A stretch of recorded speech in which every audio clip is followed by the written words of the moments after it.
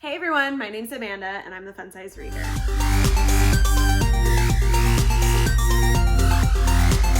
Okay, so today I want to talk about a book that was chosen for a couple of the really popular book clubs. I believe it was January's choice for Jenna Bush Hager's book club, and it was also Barnes & Noble's book of the month for that month. I want to talk about today Dear Edward by Anne Napolitano. So Dear Edward, this book is great. It is not the typical type of book that I choose. It's one of those, fiction books that are literary and beautiful and amazing, right? Like it has all of that. That's not really something that I normally gravitate to. I saw a review by one of my friends, Patty is Booked. Hi, Patty. She posted a review on this book about how amazing it was. And I hadn't even heard of it when I saw her review. And it made me want it. And so I ordered it as an add-on through my Book of the Month subscription. And I read it because I trusted Patty. I like a lot of the books that she reads. So I read it and I loved it. It was so emotional, and I can't even begin to explain all of the emotions that you feel reading this book. Quick synopsis. It's about a boy named Edward who gets on a plane with his family to move across the country, and the plane crashes.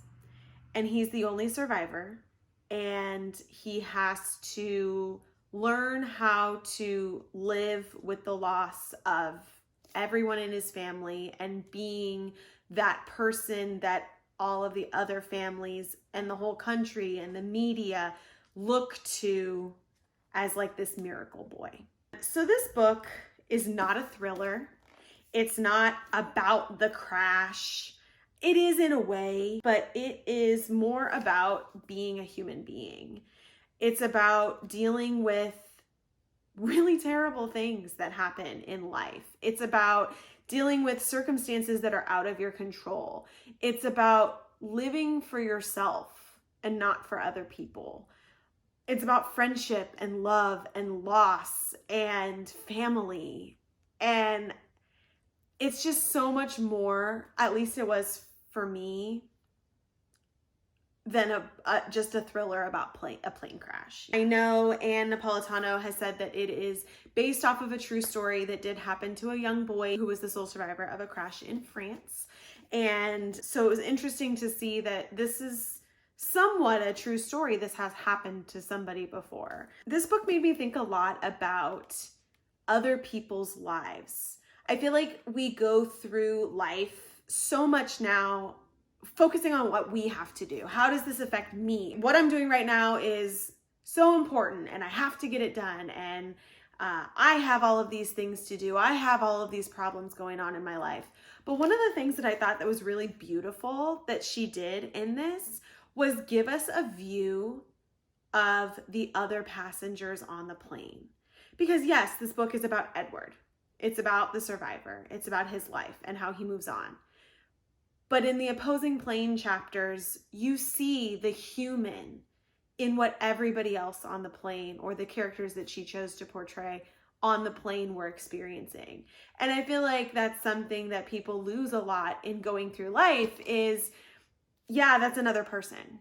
But you know what? That person has a lot going on in what they're doing. And yeah, maybe they cut you off in traffic and that is not helping your mood, but maybe they just had somebody die in their family, or maybe they had something terrible happen, or, we don't know. We don't know what's going on in the lives of people around us. So just being aware of people, I think, is one of the big things that I got out of this book.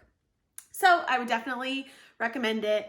I gave it 5 stars. The rating on Goodreads is 4.28 stars, so a little bit less than what I gave it, but obviously there were some 5-star ratings in there. So definitely check it out if you are interested in Dear Edward. Be sure to click that subscribe button at the bottom of your screen and turn on the notifications if you're interested in seeing more of my reviews come through.